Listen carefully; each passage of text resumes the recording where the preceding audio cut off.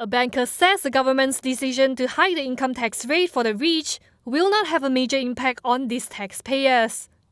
OCBC Malaysia CEO Ong En Bin says the spending power of the 17,000 affected individuals would not see any significant change.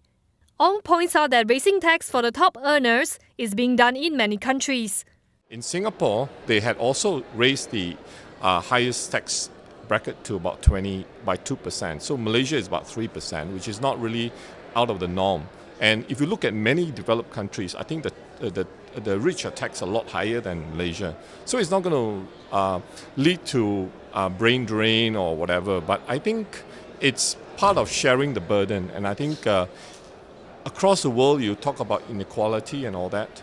So the rich have to do their part. Ong adds, however, that there's other steps that the government can take to address the widening income gap in the country. These includes making available affordable housing as property prices have gone up sharply. There are other things that the government should also focus to make sure that the country do not have too wide a disparity. And I think one of the biggest issues that we see is that property prices have actually gone a lot higher. And how can the government help?